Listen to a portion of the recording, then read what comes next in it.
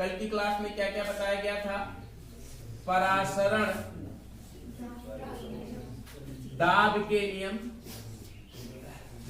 प्रासरण दाब के नियम में बताया गया था जो गैसीय नियम होते हैं वो गैसीय नियमों को पालन कर दिया गया किस पर? टन विलेयन पर।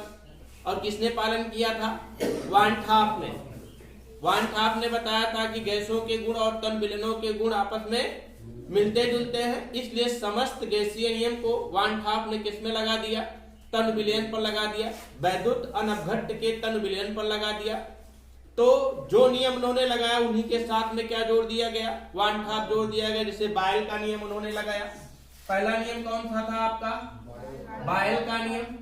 बायल के नियम में क्या जोड़ दिया गया? बायल वान ठाप नियम।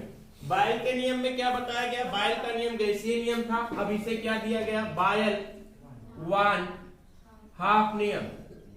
बायल वान हाफ नियम में ही बताया गया था, क्या बताया गया था? स्थिर ताप पर किसी विलेयन की का प्रासरण दाब P उसकी सांद्रता के क्या होता है? समानुपाती होता है। स्थिर ताप पर किसी विलेयन का प्रासरण दाब P उस विलेयन की सांद्रता C के समानुपाती होता है। दूसरा क्या बताया गया आपको? दूसरा चार्ल्स के नियम में बताया गया, चार्ल्स वान हाफ नियम हो गया था ये, चार्ल्स वान हाफ नियम। चार्ल्स वान हाफ नियम में क्या बताया गया था आप लोगों को? क्या बताया गया था? इसकी स्थिर सांद्रता पर किसी विलेयन का प्रासरण दाब P उस विलेयन के परम ताप T पर के समानुपाती होता है, मतलब स्थिर सांद्रता पर, है ना। अब इन्हीं दोनों नियमों को मिला करके एक नया समीकरण बनाया गया जिसे टन विलेयनों का वान ठाप समीकरण कहते हैं। क्या कहते हैं? टन विलेयन का वान ठाप समीकरण कहते हैं। अब हेडिंग बनाइए आप लोग, टन विलेयन का वान ठाप समीकरण। हेडिंग बनाइए, टन विलेयन का वान ठाप समीकरण।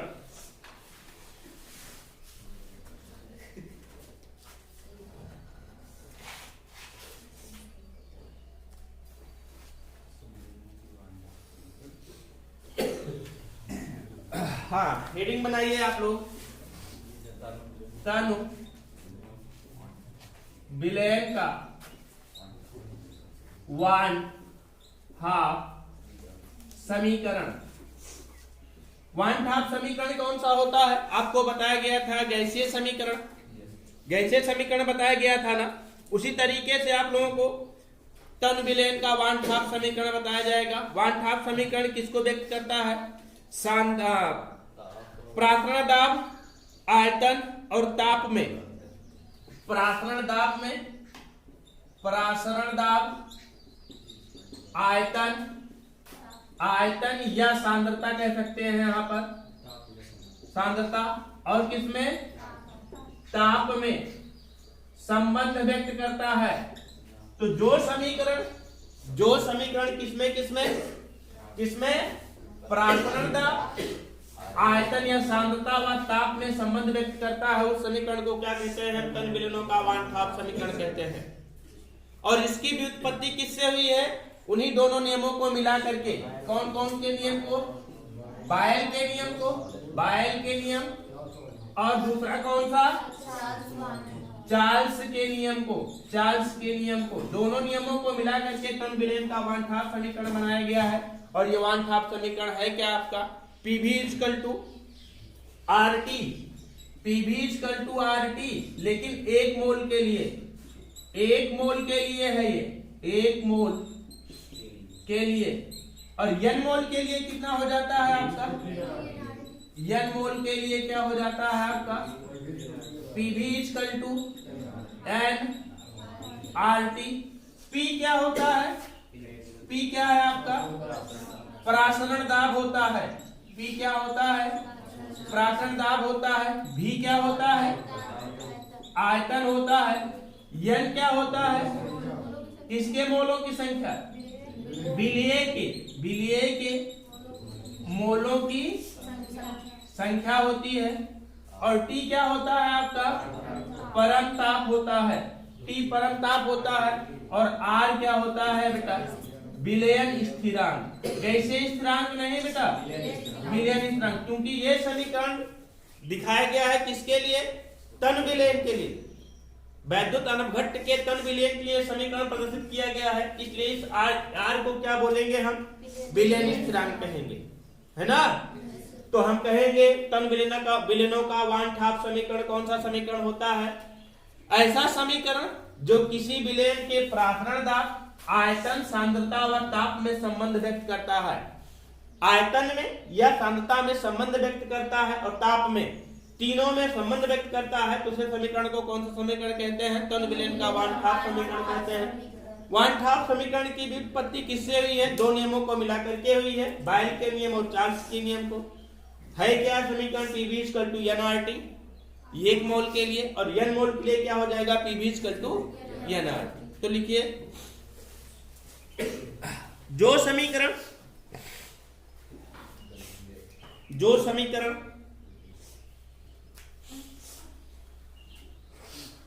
विलयन के प्रासरण दाब,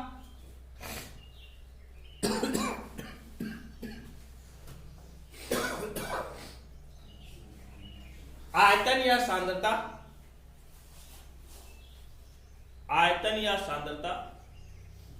व ताप में संबंध व्यक्त करती है,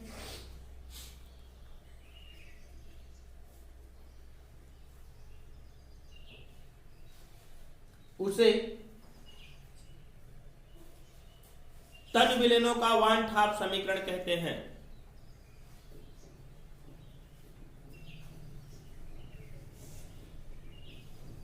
तन विलयनों का वान हाफ समीकरण कहते हैं।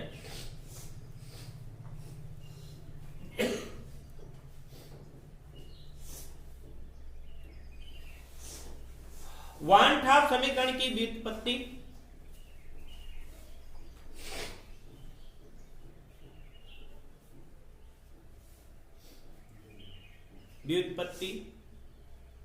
बायल वान हाफ नियम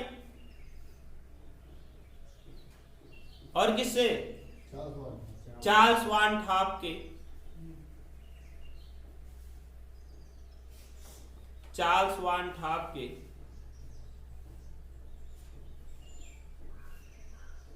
नियमों से हुई है।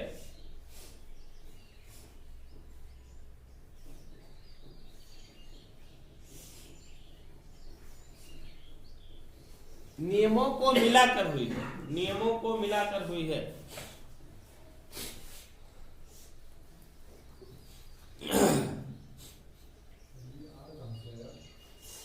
स्थिरांक है बेटा, यह समीकरण निम्न है।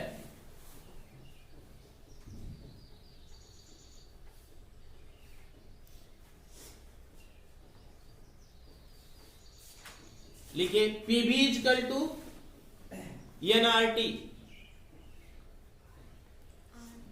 PV equal to RT, sorry PV equal to पहले लिखोगे क्या, आरटी, ये ब्रैकेट लिख लोगे कितने मोल के लिए, एक मोल के लिए, एक मोल के लिए। फिर लिखोगे नई लाइन से एन मोल के लिए,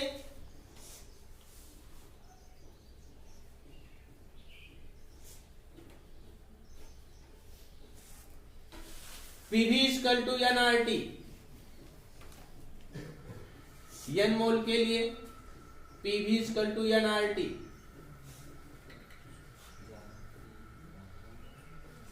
लिखिए, जहां पी विलयन का प्रासरण दाब,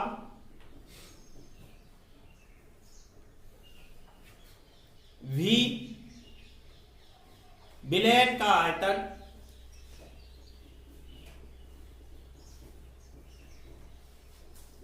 यन विलयन में उपस्थित विलय के मोलों की संख्या, यन विलयन में उपस्थित विलय के मोलों की संख्या,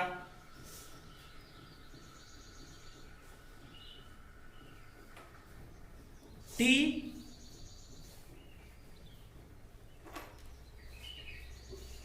परम ताप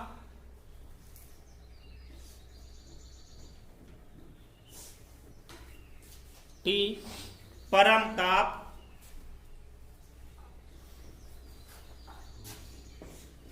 और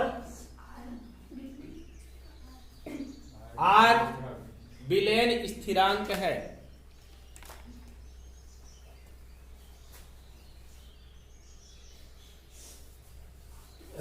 R विलयन स्थिरांक है।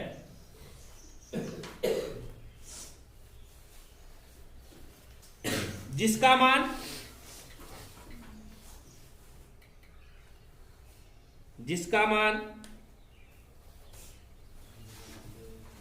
0.082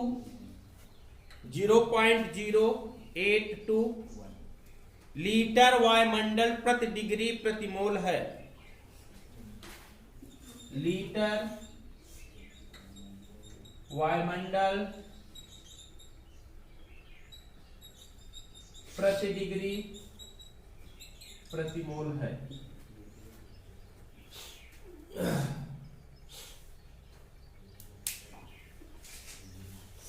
समझ गए ना इसको?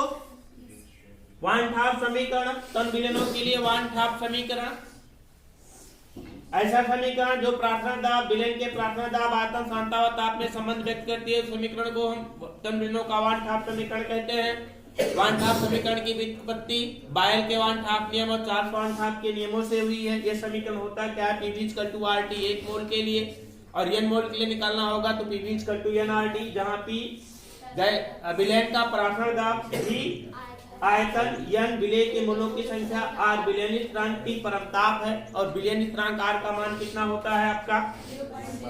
0.082 लीटर वायुमंडल प्रति डिग्री प्रति मोल होता है। ये समझ गए ना? अब ये जानना है आप लोगों को कि ये पीवी इक्वल टू nRT जो समीकरण है, ये समीकरण लागू कहां-कहां हो सकता है, मतलब इसकी कितनी सीमाएं हैं, किस हद तक किस प्रकार के विलयन पर यह लागू हो सकता है। हम बार-बार दो शब्द को विशेष जोड़ दे रहे हैं। पहला तो तन विलयन और दूसरा वैद्युत अनवघट्ट। वैद्युत अपघट्ट नहीं, वैद्युत अनवघट्ट, मतलब कि जिसके जलीय विलयन में विद्युत धारा का प्रवाह न किया जा सके, उस प्रकार के जलीय विलयन में हम इस समीकरण को लागू कर सकते हैं। तो जानना है आप लोगों को, क्या जानना है? विलयनों की वन हाफ समीकरण की सीमाएं, विलयनों की वन हाफ समीकरण की सीमाएं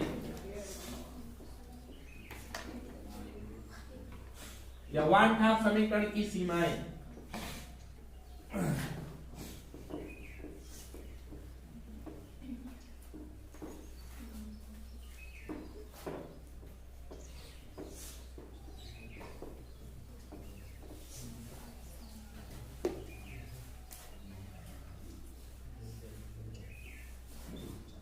वन हाफ समीकरण की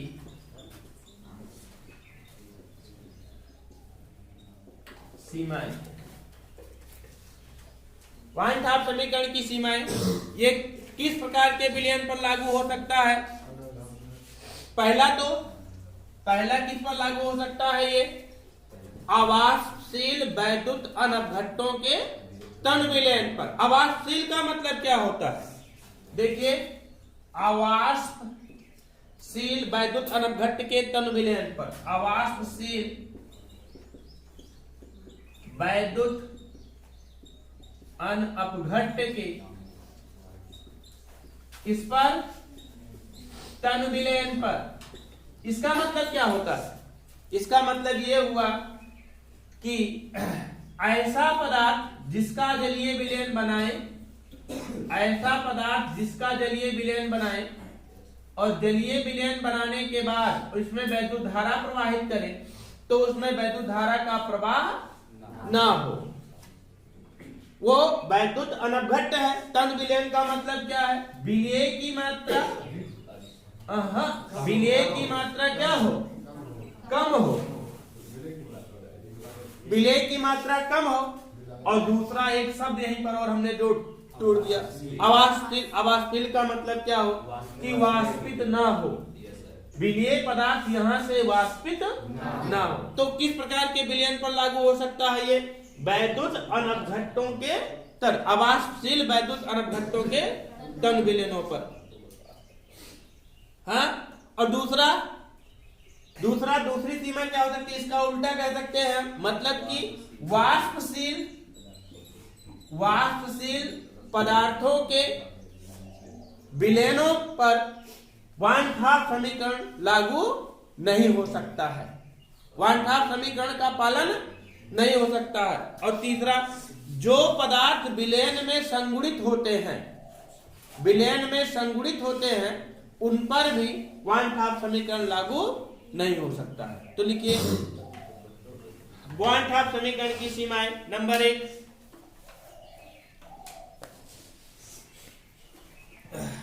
1 अवाष्पशील वैद्युत अनवघट्टों के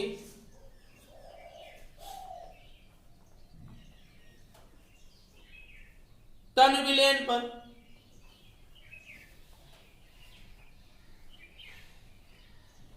वान हाफ समीकरण लागू होता है।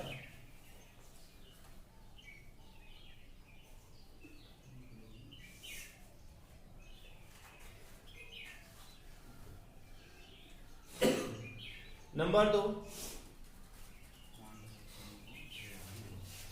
वाष्पशील पदार्थों के विलयन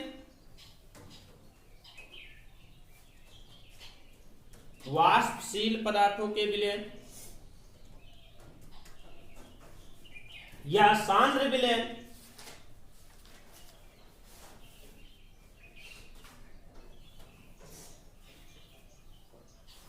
वान हाफ समीकरण से विचलित होते हैं।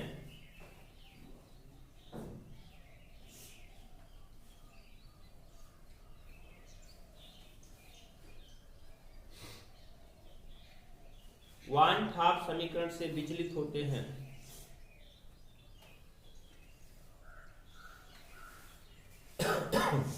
अगला लिखिए वैद्युत अपघट्टों के विलयन। तीसरा नंबर वैद्युत अपघट्टों के विलयन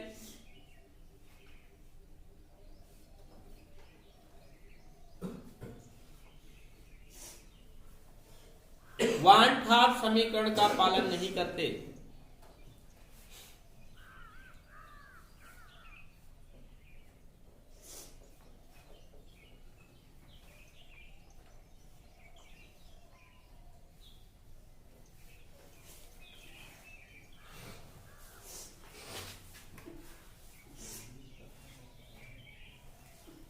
और हमने बताया बेटा कि जो पदार्थ विलयन में संगुणित होते हैं, संगुणित का मतलब आइसोलेटेड, अलग होते हैं, जो पदार्थ विलयन में संगुणित होते हैं उन पर वान हाफ समीकरण का पालन नहीं होता। क्यों नहीं होता?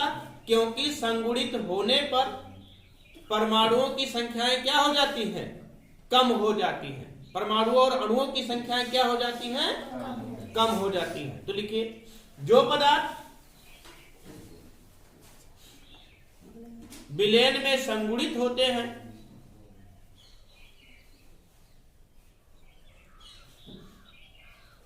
उन पर वान हाफ नियम लागू नहीं होता।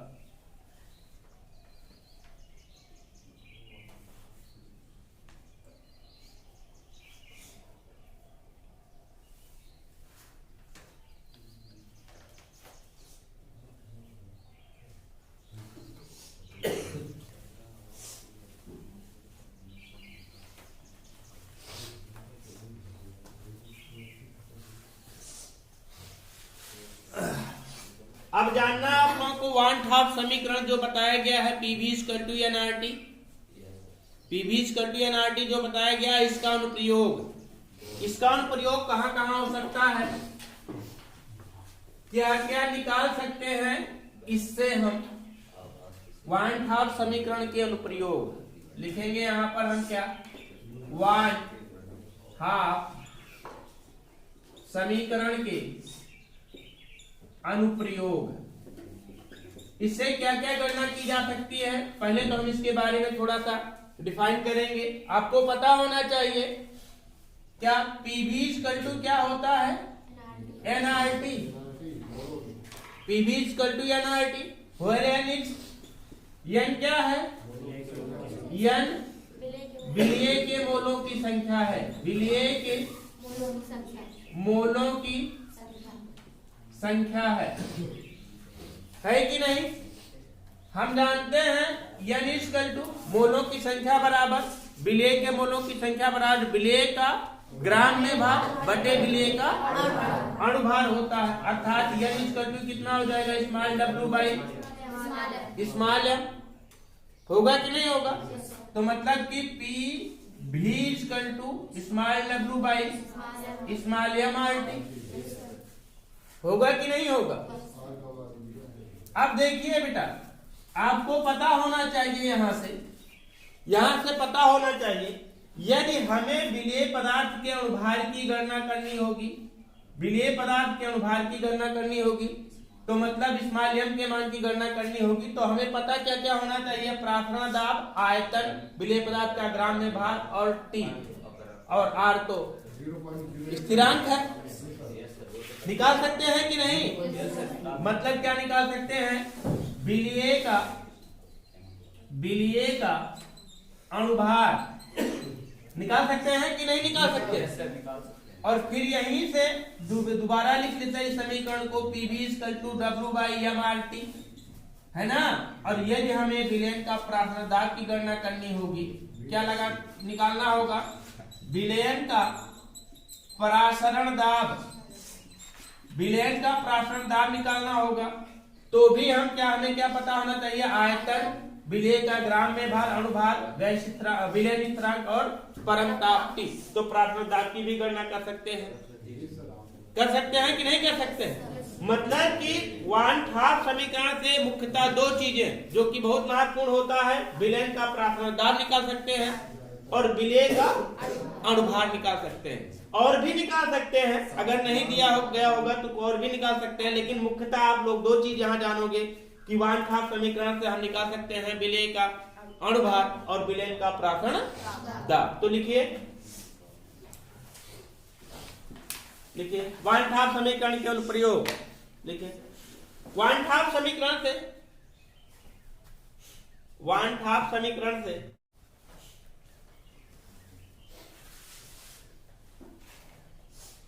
विलयन में उपस्थित विलय का अणुभार, विलयन में उपस्थित विलय का अणुभार व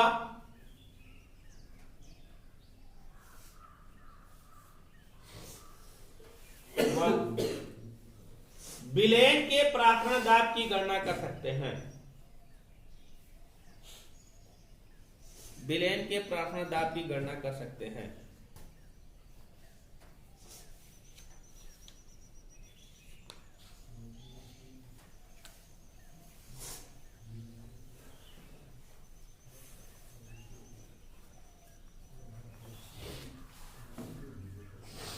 नोट कर लीजिए यहीं से पूरा इसको, यहीं पूरा इसको नोट कर लीजिए आप लोग। नहीं, बस हो गया, अब कोई मतलब नहीं है, दोनों को हमने एक साथ लिखा दिया है, उसी चीज बार बार लिखने का कोई मतलब नहीं है। हाँ, यहां से नोट कर लीजिए।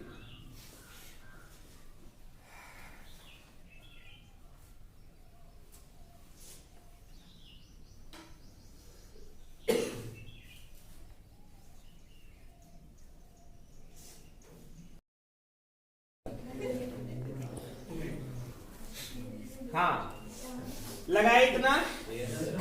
अब आगे देखिए, इसी क्वांटम विलयनों के 1/2 समीकरण पर जो समीकरण आपको बताया गया पीवी इक्वल टू एनआरटी, इसी पर हम आपको न्यूमेरिकल बताते हैं। तो लिखिए, फर्स्ट नंबर आंकिक प्रश्न लिखिए,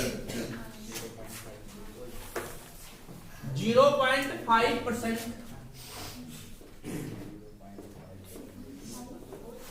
0.5% ग्लूकोज के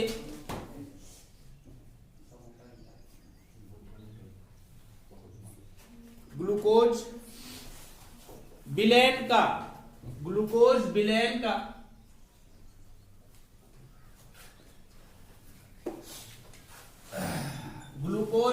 का परासरण दाब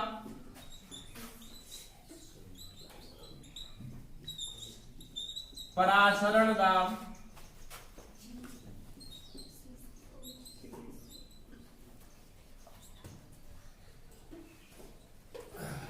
18 अंश सेंटीग्रेड पर निकालिए।